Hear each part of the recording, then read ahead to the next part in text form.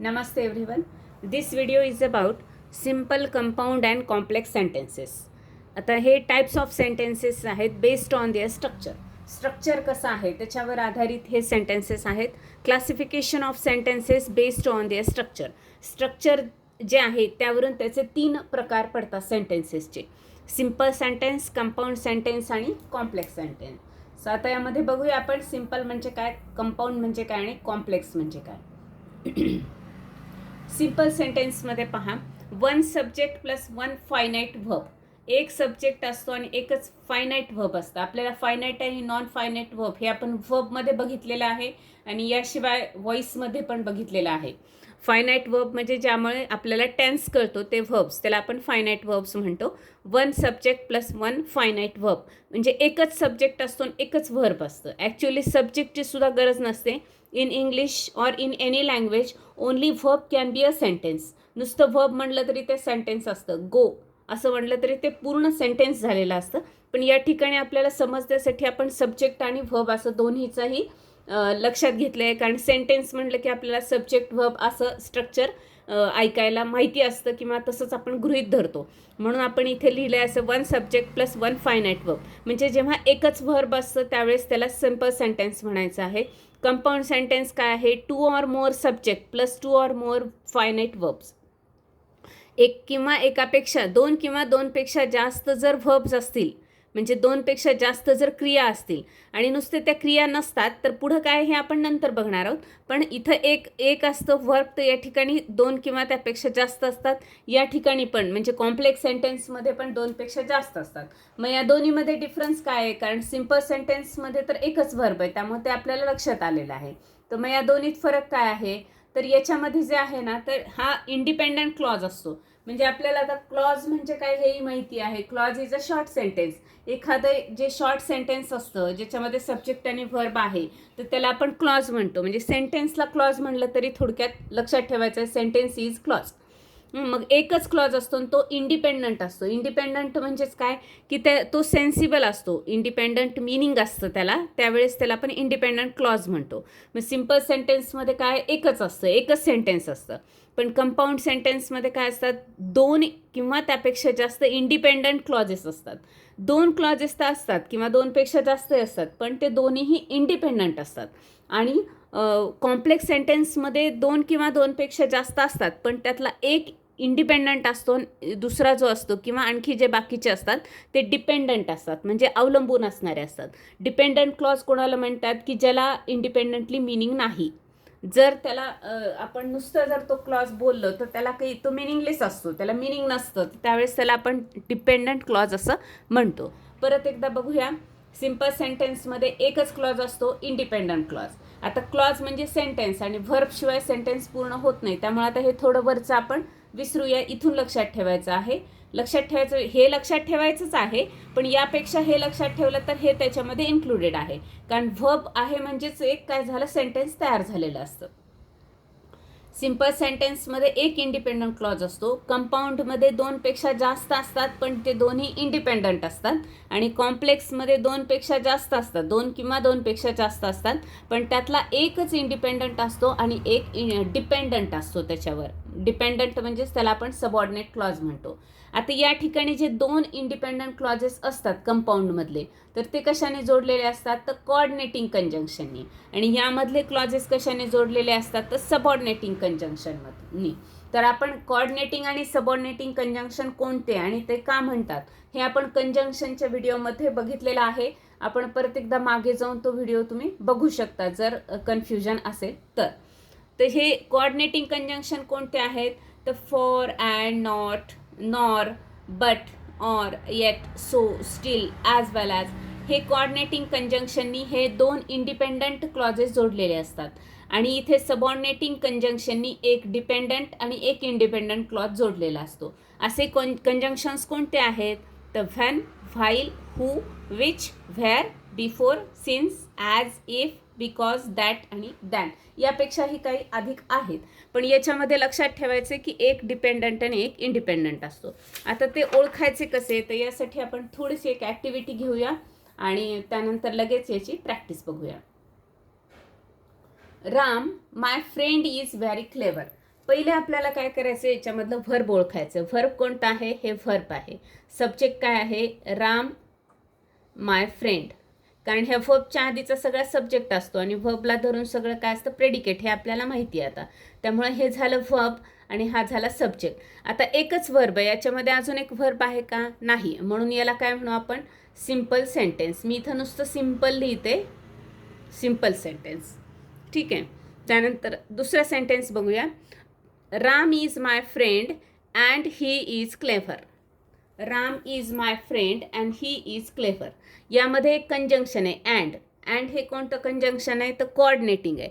बरं ठीक आहे. आता याच्यामध्ये दोन क्लॉज झाले. कोणते? Ram is my friend, he is very clever. मग आता Ram is my friend independent clause आहे. ही इज व्हेरी क्लेव्हर हा पण इंडिपेंडंट आहे. म्हणजे जर आपण नुसतं ही इज व्हेरी क्लेव्हर म्हणलं तरी ते सेन्सिबल सेंटेन्स आहे, मिनिंगफुल आहे. आणि राम इज माय फ्रेंड म्हणलं तरी पण ते काय आहे? सेन्सिबल आहे किंवा ते मिनिंगफुल आहे. म्हणून याच्यामध्ये दोन इंडिपेंडंट क्लॉजेस आहेत आणि कोऑर्डिनेटिंग कंजंक्शनने जोडलेले आहेत. म्हणून याला आपण काय म्हणणार आहेत? Compound sentence. मी तर फक्त कंपाऊंड घेणार आहे. लिहिताना आपल्याला कंपाऊंड सेंटेन्स असं पूर्ण लिहायचं आहे. आता मी जर असं म्हणलं, Ram who is my friend is clever.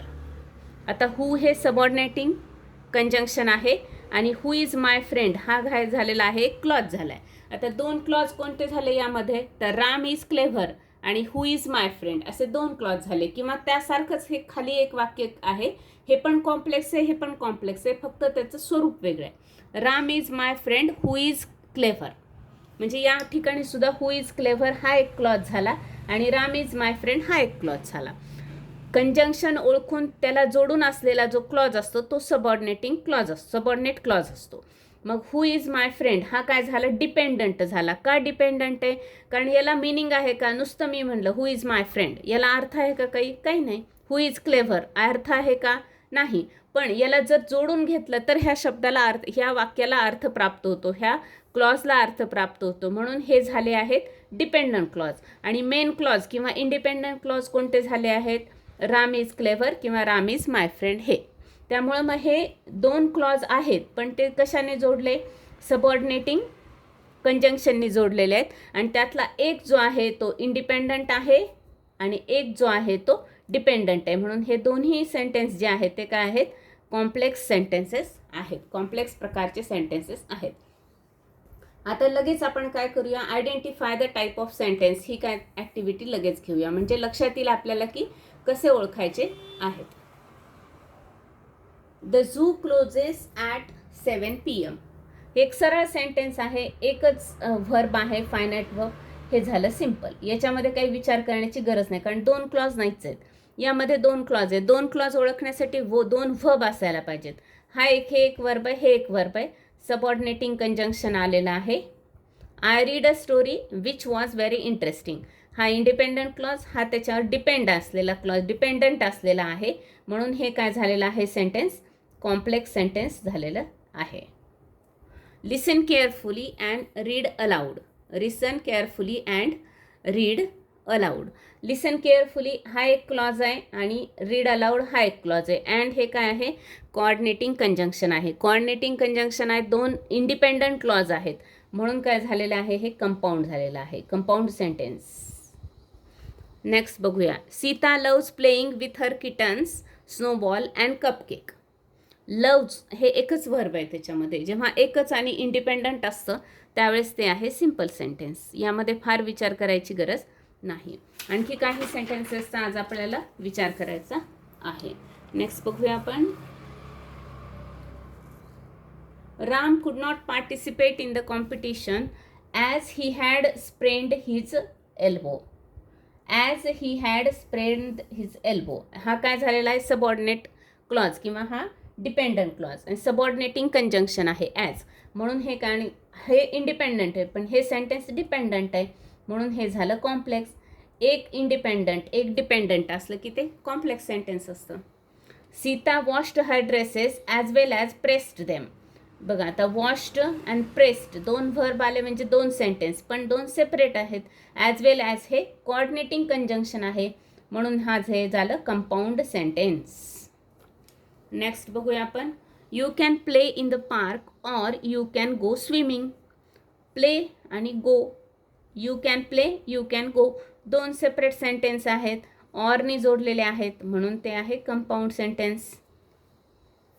म्हणून बघायचं आहे आपल्याला सेंटेन्स, वाचून बघायचे मोठ्याने, म्हणजे ते लक्षात येतात. I had a tasty meal which was cooked by my father. Which पासून जो आहे तो पुढचा सबऑर्डिनेटिंग कंजंक्शन आहे विच. सबऑर्डिनेट क्लॉज आहे हा. डिपेंडंट आहे, तर डिपेंडंट कसा आहे तर बघायचा. I had a tasty meal इथपर्यंत आपण बोललो, तर हे मिनिंगफुल झालं की नाही सेंटेन्स? झालं. नुसतं जर आपण हे म्हणलंच नाही, नुसतं म्हणलं which was cooked by my father, तर हे मिनिंगफुल आहे का, सेन्सिबल आहे का? नाही. म्हणून हा झाला डिपेंडंट. मग एक इंडिपेंडंट एक डिपेंडंट क्लॉज असेल तर ते झालं कॉम्प्लेक्स सेंटेन्स. नेक्स्ट बघूया आपण. Shall we go for playing in the park. Shall we go for playing in the park. Go हे काय झालं आहे व्हर्ब आहे. इथं प्लेईंग हे व्हर्ब नाही आलेलं, हे नॉन फायनाईट व्हर्ब आहे. इथे नाऊन म्हणून जेरंड म्हणून वापरलं गेलेलं आहे. याच्यावर आपण बोललेलो आहे आधी आपण इन्फिनेटिव्ह जेरंड पार्टिसिपल, याच्यावर एक सेपरेट व्हिडिओ आपण केलेला आहे, तो तुम्ही बघू शकता. त्यामुळे हे झालं आहे सिम्पल सेंटेन्स. एकच व्हर्ब आहे, simple sentence. I left home when my father arrived. I left home when my mother arrived. आता I left home हे एक इंडिपेंडंट झाले, कारण ह्याला मिनिंग आहे जर हे पुढचं बोललो नाही आपण. पण आता हे न बोलता आपण नुसतं म्हणू when my mother arrived, तर याला इंडिपेंडंट मिनिंग आहे का? नाही. म्हणजे हा डिपेंडंट क्लॉज झाला.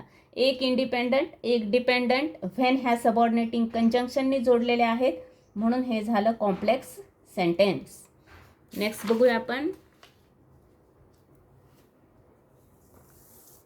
आणखी एक 2-4 वाक्यांचा आपण अभ्यास करू, म्हणजे हे बरोबर लक्षात येईल. The girl broke a glass and she ran away. And हे कोऑर्डिनेटिंग कंजंक्शन आहे.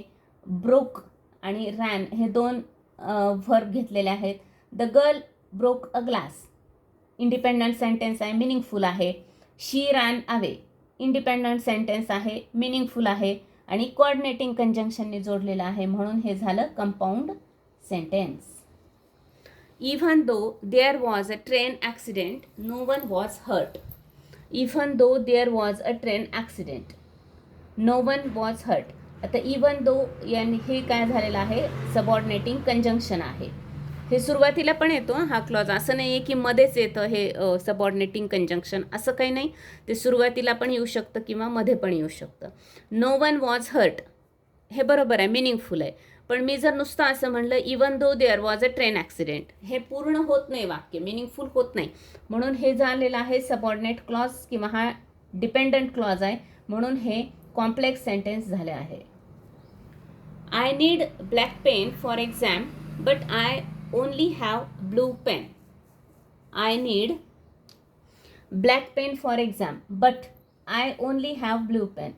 I need आणि have हे दोन व्हर्ब आहेत. have म्हणजे या ठिकाणी जरी ऑक्झिलरी म्हणून आलं किंवा म्हणजे स्टेट ऑफ बिईंग व्हर्ब म्हणून आलं किंवा मेन व्हर्ब म्हणून आलं, तरी पण दोन व्हर्ब आहेत, दोन मिनिंगफुल झालं.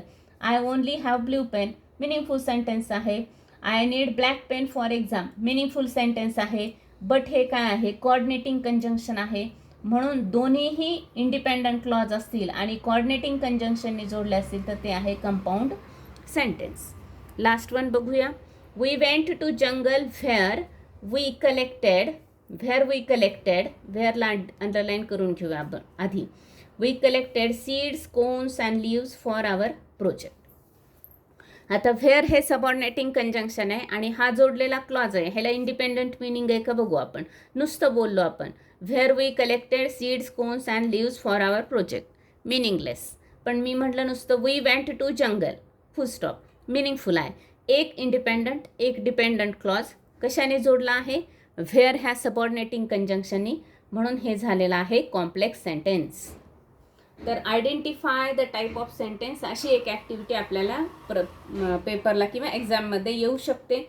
आणि दुसरी ॲक्टिव्हिटी असते की make simple, make compound, make complex अशी. तर त्याच्यावरचे व्हिडिओज आपण यानंतर बघणार आहेत आणि 1 by 1 बघणार आहेत. म्हणजे मेक सिम्पलचा एक इंडिपेंडंट व्हिडिओ आहे, मेक कॉम्प्लेक्स आहे आणि मेक कंपाऊंड आणि मग तिन्हीचं एकत्रित असे सेपरेट व्हिडिओज करणार आहे, जेणेकरून आपली सगळ्यांची छान त्याची प्रॅक्टिस होईल आणि कन्सेप्ट सगळ्या क्लिअर होतील. So today's thought is a good teacher can inspire hope, ignite the imagination and install a love of learning.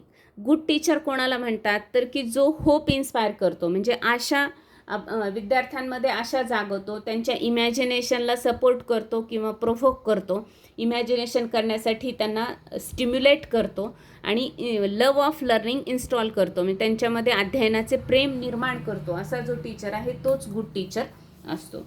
Okay, भेटूया आपण नेक्स्ट व्हिडिओमध्ये. थँक्यू.